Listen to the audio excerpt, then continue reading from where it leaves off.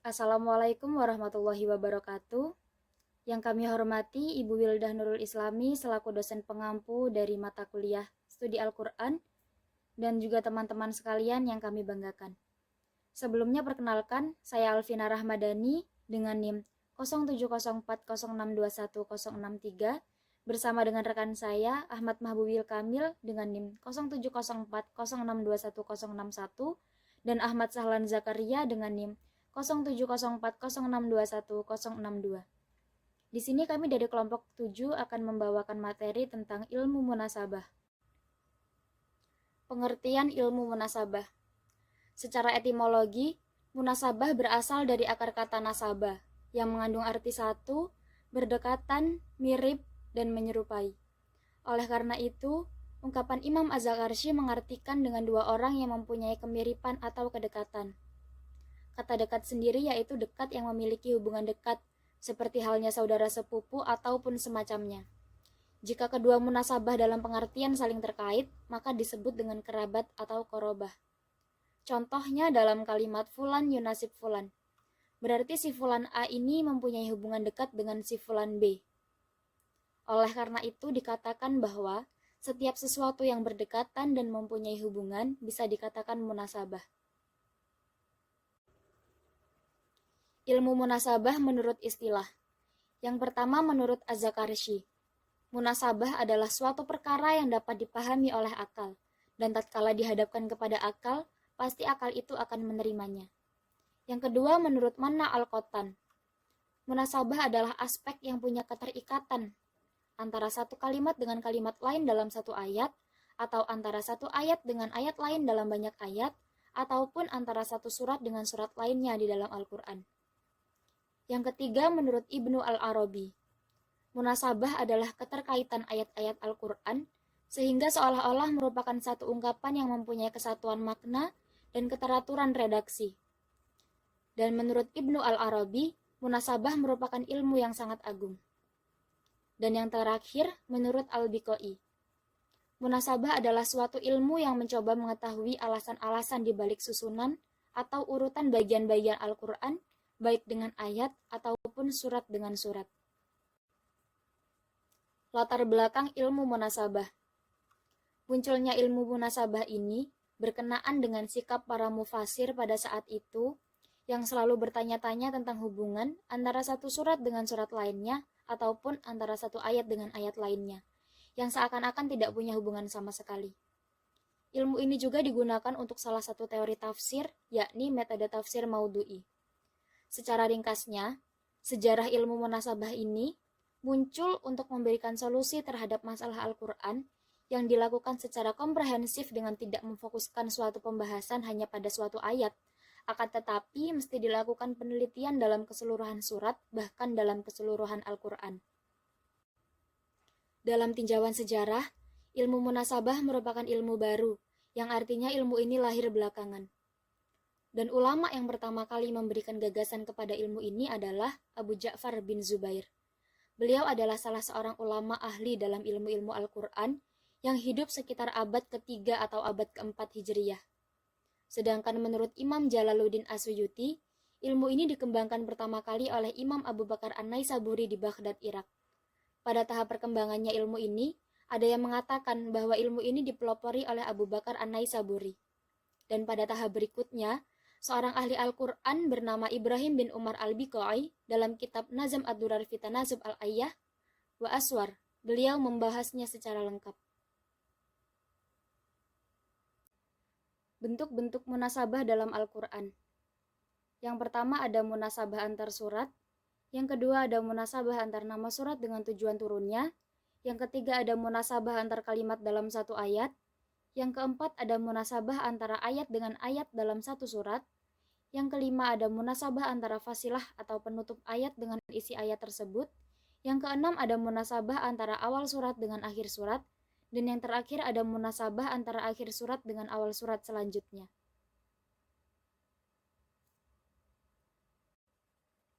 Yang pertama ada munasabah antar surat. Seperti halnya munasabah antara surat Al-Fatihah, surat Al-Baqarah, dan surat Al-Imran. Penempatan ketiga surat ini yang secara berurutan sudah menunjukkan bahwa ketiganya mengacu pada tema sentral yang memberikan kesan dan masing-masing surat saling menyempurnakan bagi tema tersebut. Hal ini sebagaimana dijelaskan oleh Imam As-Suyuti bahwa Al-Fatihah mengandung tema sentral, yaitu ikrar ketuhanan, perlindungan kepada Tuhan, dan keterpeliharaan dari agama Yahudi dan Nasrani.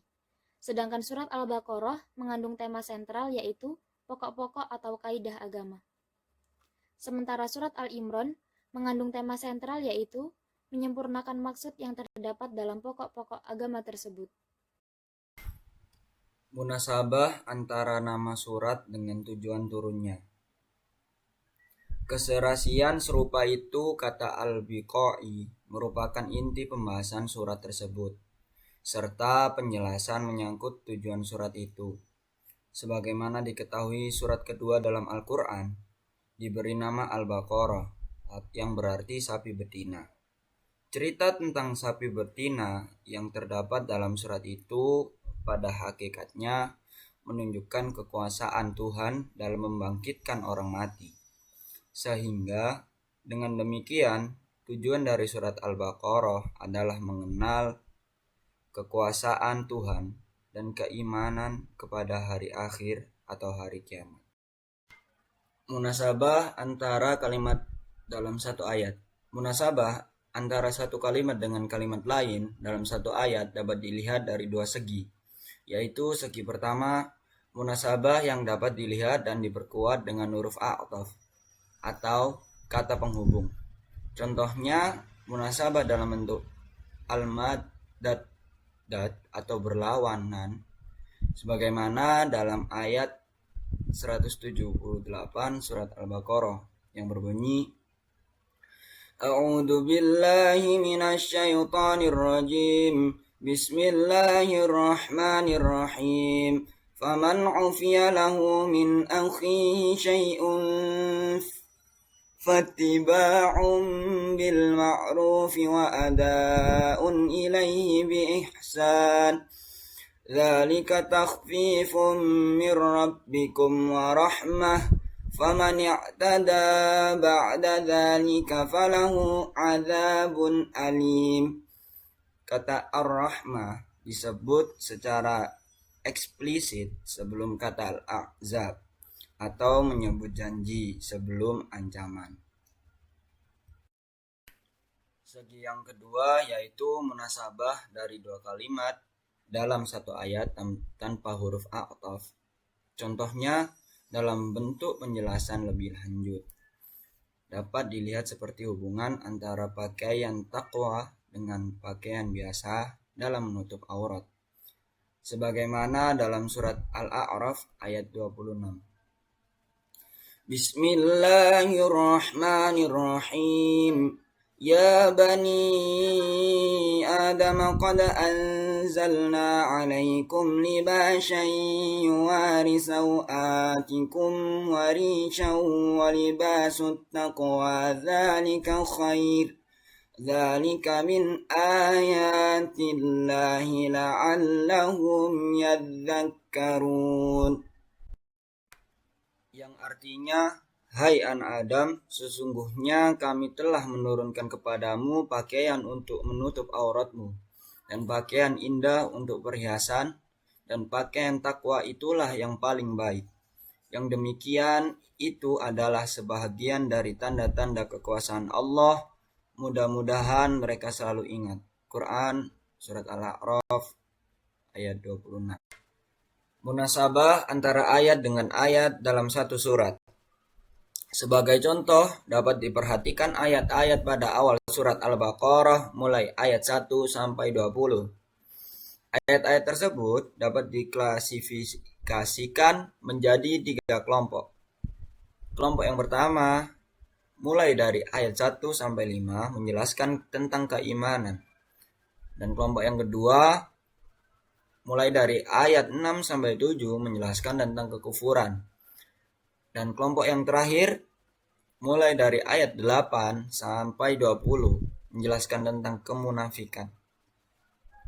Dalam membedakan ketiga kelompok tersebut secara jelas dengan menarik hubungan antara ayat-ayat tersebut. Misalnya, dengan menyebut sifat-sifat mukmin, kafir, dan munafik secara runtun dan berdekatan, maka akan memberikan pemahaman yang lebih gamblang dan utuh tentang watak ketiga golongan itu. Oleh karenanya, akan amat masuk akal ketika ketiga golongan tersebut disebut secara berurutan, sehingga memudahkan dalam menyerap informasi. Munasabah antara fasilah atau penutup ayat dengan isi ayat tersebut. Munasabah antara fasilah ayat dengan isi ayat dibedakan menjadi beberapa bagian, yaitu pola tamkin atau memperkokoh. Artinya, dengan fasilah suatu ayat, maka makna yang terkandung di dalamnya lebih kokoh dan mantap, seperti kata qawiyan aziza, maha kuat dan perkasa. Dalam penutup ayat 25 surat Al-Ahzab, dijelaskan dalam ayat ini bahwa Allah menghindarkan orang-orang mukmin dari peperangan. Hal itu bukan dikarenakan mereka lemah, melainkan semata-mata untuk menunjukkan kemahakuasaan dan keperkasaan Allah. Yang kedua, pola igal atau penyesuaian fasilah ayat dengan ayat sebelumnya. Seperti yang dapat dijumpai dalam surat An-Naml ayat 79 dan 80, yaitu kalimat al-haqqul mubina dan kalimat idza walau mudbirina. Fasilah tersebut jika dilafalkan akan terasa mirip bunyinya, sangat selaras jika disandingkan satu sama lain. Pola tasdir atau lafal fasilah yang sesuai dengan redaksi dalam ayat. Hal ini tampak dalam ayat-ayat berikut. Yang pertama, surat Thaha ayat 61 yang berbunyi, taftaru 'ala Allahi kadiban fayushitakum bi'adzabin wa qad khaba man iftara. Dan ayat berikutnya surat At-Taubah ayat 108 yang berbunyi, fihi rijalun yuhibbuna an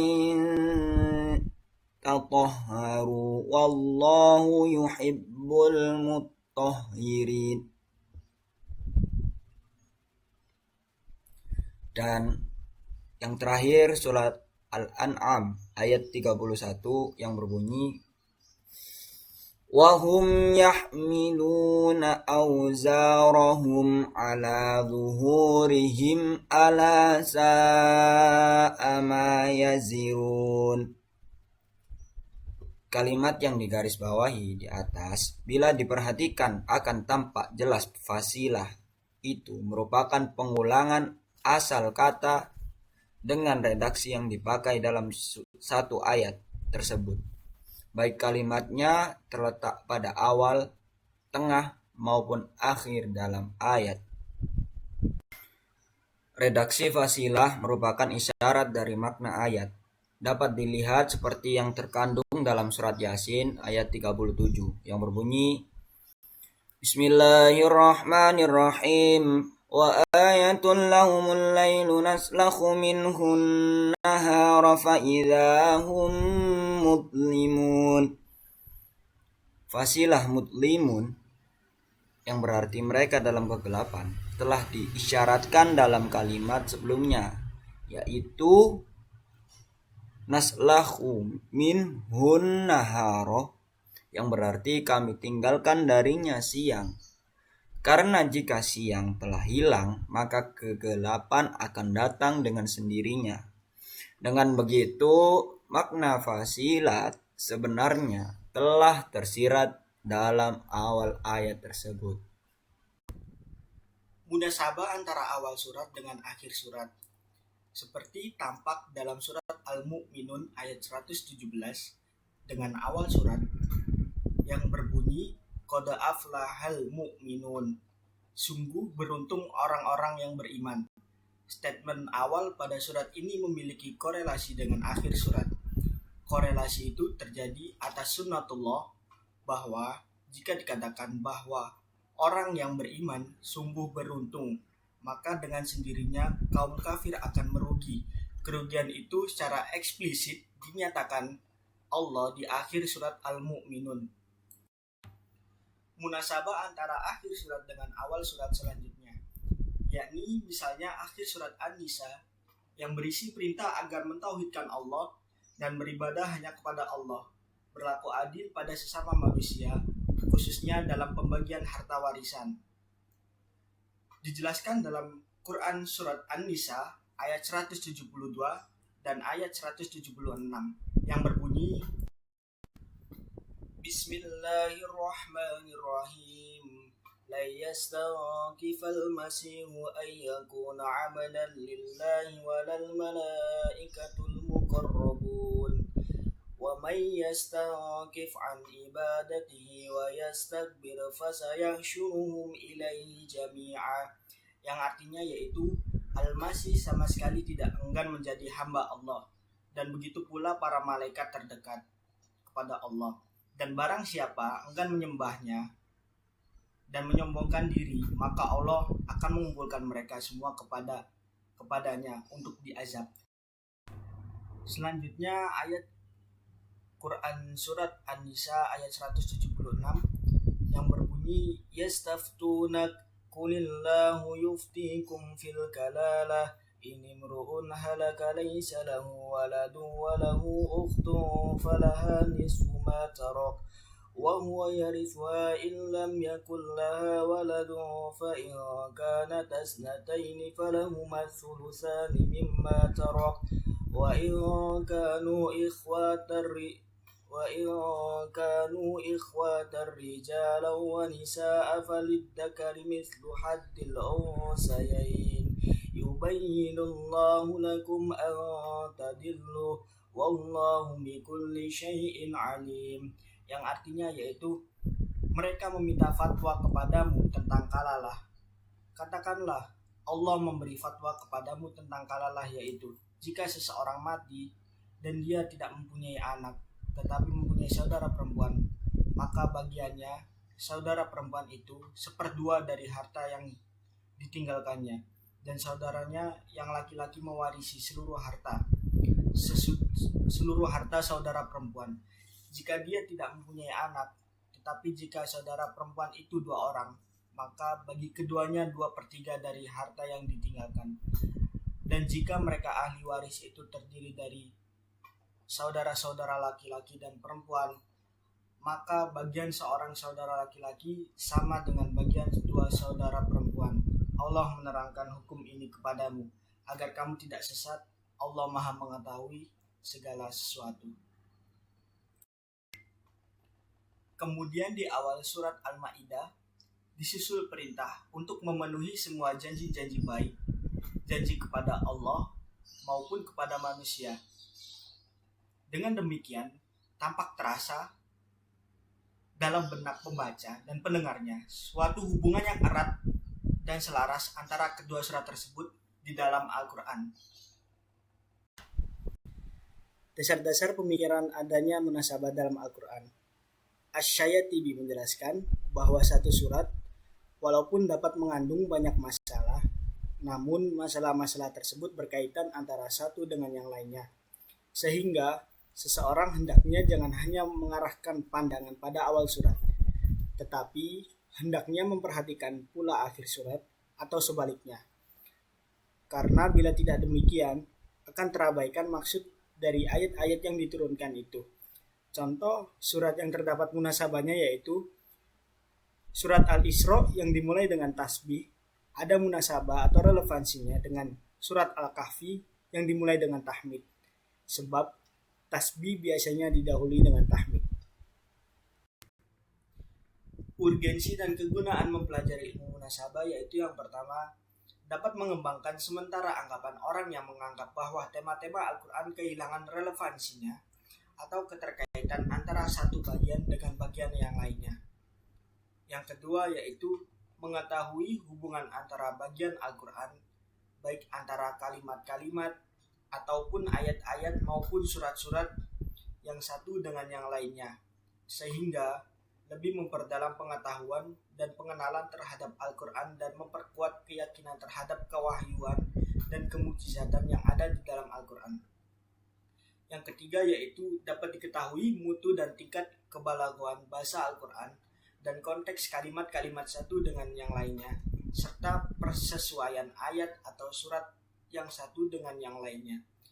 Yang terakhir yaitu dapat membantu dalam menafsirkan Al-Quran setelah diketahui hubungan suatu kalimat atau ayat dengan kalimat ataupun ayat dengan ayat. Demikian materi yang dapat kami sampaikan. Apabila ada pembahasan yang kurang jelas dan kesalahan kata, kami mohon maaf yang sebesar-besarnya. Sekian, wassalamualaikum warahmatullahi wabarakatuh.